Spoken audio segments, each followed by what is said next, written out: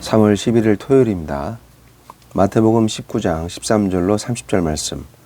그때의 사람들이 예수께서 안수하고 기도해 주심을 바라고 어린아이들을 데리고 오매 제자들이 꾸짖거늘 예수께서 이르시되 어린아이들을 용납하고 내게 오는 것을 금하지 말라. 천국이 이런 사람의 것이니라 하시고 그들에게 안수하시고 거기를 떠나시니라. 어떤 사람이 주께 와서 이르되 선생님이여 내가 무슨 선한 일을 하여야 영생을 얻으리이까? 예수께서 이르시되 어찌하여 선한 일을 내게 묻느냐? 선한 이는 오직 한 분이시니라. 네가 생명에 들어가려면 계명들을 지키라. 이르되 어느 계명이오니이까? 예수께서 이르시되 살인하지 말라, 간음하지 말라, 도둑질하지 말라, 거짓 증언하지 말라, 네 부모를 공경하라, 네 이웃을 네 자신과 같이 사랑하라 하신 것이니라. 그 청년이 이르되 이 모든 것을 내가 지키었사온데 아직도 무엇이 부족하니이까? 예수께서 이르시되 내가 온전하고자 할진대 가서 내 소유를 팔아 가난한 자들에게 주라. 그리하면 하늘에서 보화가 내게 있으리라. 그리고 와서 나를 따르라 하시니 그 청년이 재물이 많음으로 이 말씀을 듣고 근심하며 가니라.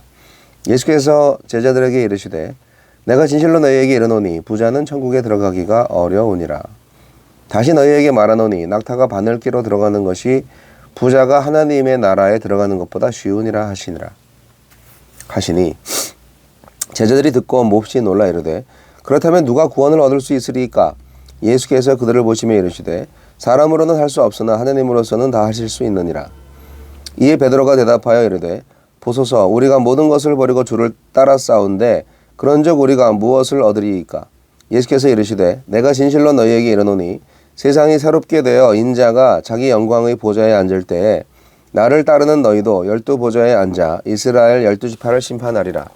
또 내 이름을 위하여 집이나 형제나 자매나 부모나 자식이나 전토를 벌인 자마다 여러 배를 받고 또 영생을 상속하리라. 그러나 먼저 된 자로서 나중되고 나중된 자로서 먼저 될 자가 많으니라.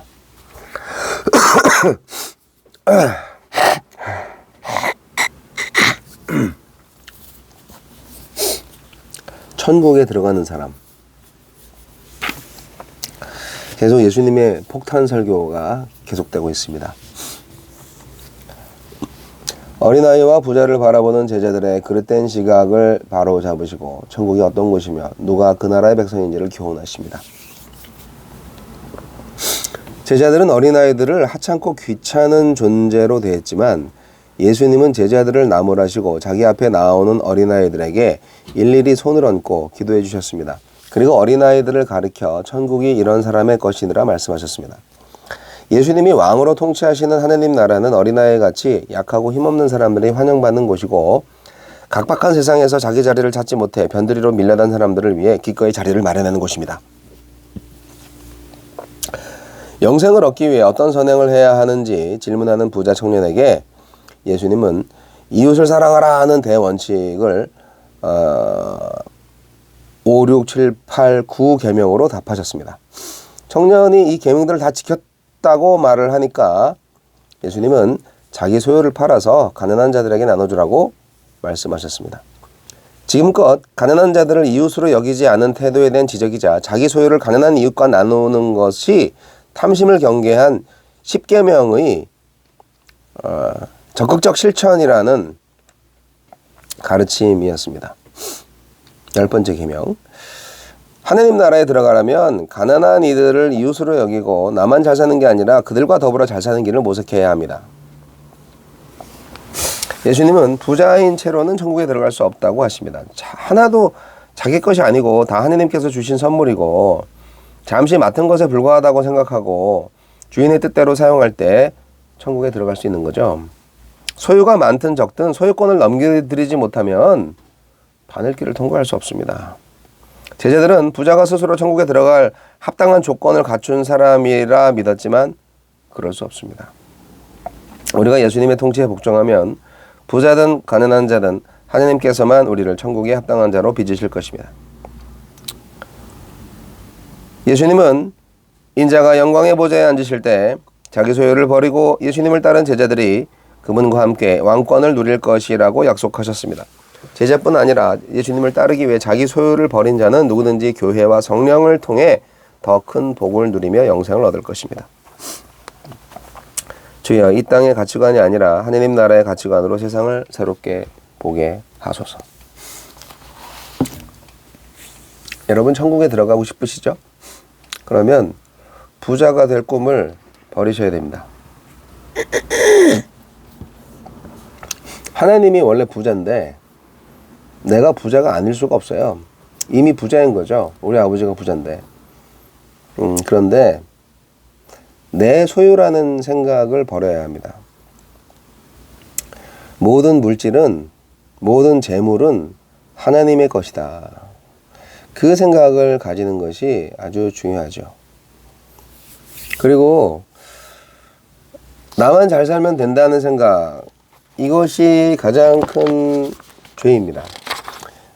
하나님은 모두를 사랑하시잖아요. 그래서 모든 사람이 행복해지기를 원하시는 분이 하나님이십니다. 특별히 세상에서 하찮은 존재로 여겨지는 자들, 작은 자들, 미숙한 자들, 소외된 자들, 천국은 바로 그런 사람들의 나라다. 제자들이 그 어린아이가 오는 것을 막은 이유는 왜 그랬는지는 잘 모르겠어요. 축복을 받는 것에도 자격이 필요한 건지, 제자들은 입술로는 메시아를 고백했어요. 예수는 메시아입니다. 예, 주님은 메시아입니다. 그렇게 고백을 했지만 그분이 정말 어떤 메시아인지를 잘 모르고 있는 것 같아요. 예수님은 다시 말씀을 하십니다. 천국은 어린아이와 같은 자, 작은 자들의 것이다. 가난한 마음, 겸손한 마음, 빈 마음으로 천국을 받고 메시아를 영접한 자들의 나라가 바로 하나님의 나라인 거죠. 회개할 것 없는 완전한 의인이 없다면 자신이 죄인이고 은혜가 필요한 자인 것을 더 진실히 인정하는 자가 천국에 가까이 가지 않을까요? 인간은 다 죄인입니다. 그래서 죄인인 것을 아는 자가 천국에 더 가까이 가는 거죠. 예수님은 아주 폭탄 선언을 하십니다. 부자는 천국에 들어갈 수 없다. 부자가 천국에 들어갈 수 없다는 얘기를 정확히 말하면 부자는 천국에 들어가기가 참 어렵다. 그런 얘기를 합니다. 부자 청년은 어린아이와 대조되는 인물이잖아요. 부자는요, 그 부자 청년은 영생에 관심이 있는 사람이었어요. 그래서 영생에 관심이 있어가지고 예수님한테 찾아왔어요. 적극적으로 자신의 미래를 준비하는 사람이죠. 하지만 예수님을 선택하는 그 결단을 위해서 자신이 소유한 재물을 포기할 정도로 믿음이 있지는 않았어요. 천국에 들어가지 못하는 부자는 누구인가요? 네, 바로 그 재물이 자기 거라고 생각하는 사람들은 천국에 못 갑니다. 자신이 소유한 재물 역시 하나님의 것이라고 고백하는 사람만이 천국에 들어갈 수가 있어요. 그러니까 이 많은 재물들 하나님께서 나에게 맡겨주신 것이고 나는 청지기에 불과하고 이것을 하나님의 나라를 위해서 잘 사용하는 사명이 나에게 있다 라고 생각하는 사람들은 오늘날에 얼마든지 부자로 살 자격이 있고 천국에 갈 자격이 있습니다. 그러나 자기 거라고 생각하시면 천국에 못 갑니다. 재물을 얼마나 많이 소유했느냐 그 문제가 아니라 그 재물에 대한 태도, 그것이 중요한 거죠. 재물에 기대어 이 땅에 살다가 재물의 노예가 되어버리는 사람들 너무나 많습니다. 돈이 적든 많든 재물을 인격으로 생각하시면 안 되고요. 재물은 재물일 뿐이에요. 공수래 공수고 우리는 결국 빈손으로 왔다가 빈손으로 갑니다. 언제 죽으면 어때요? 하나님 나라 가면 되지.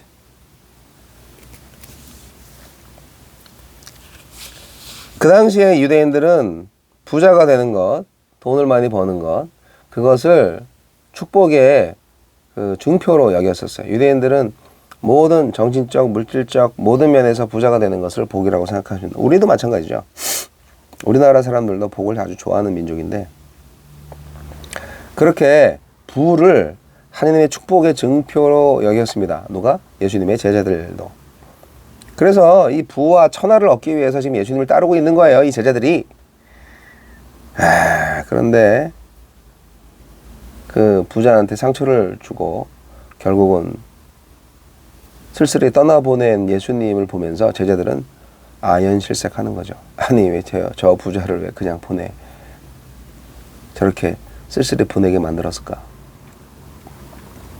예수님이 이루시고자 하는 천국은 어떤 천국인가. 이 패러다임 시프트가 필요했던 거죠. 제자들은 아직도 이해를 못해요. 예수님에 대해서. 제자들이 생각하는 천국이 뭔지 네. 결국 우리가 생각하는 천국이랑 비슷하지 않을까요? 우리가 예수님의 천국을 생각을 해야 됩니다. 예수님이 이루시려는 천국은 어린아이와 같은 자들이 가장 먼저 들어가고 돈의 메인 부자들은 절대 들어갈 수가 없는 나라입니다. 베드로는 말합니다. 자기가 모든 것을 버렸으니까 나는 천국 들어갈 자격이 있지 않냐고 그렇게 말을 하죠. 아니에요. 베드로는 거짓말을 하고 있어요. 실제로 다 버린 것이 아니고요.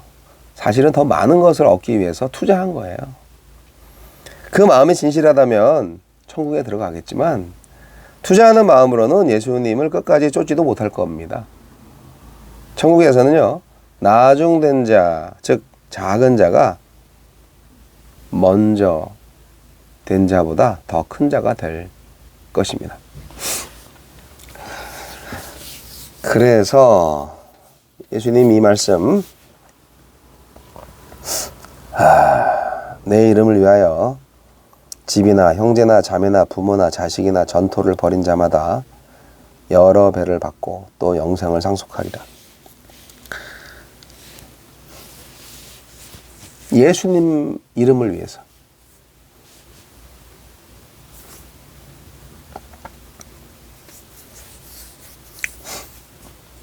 예수님이 제자들한테도 심판권을 주셨다고 아주 놀라운 말씀을 하신 것을 우리는 기억할 필요가 있습니다.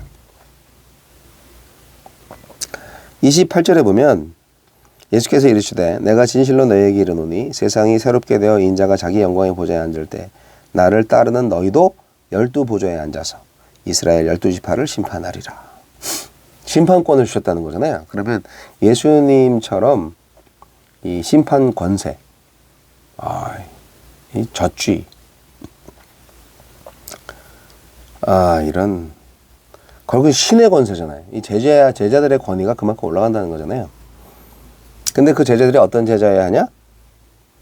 주님의 이름을 위해서 모든 것을 포기한 사람들. 가족도, 재산도, 땅도. 그 모든 것을 포기한 제자들만이 그러한 권세를 얻게 된다는 사실입니다.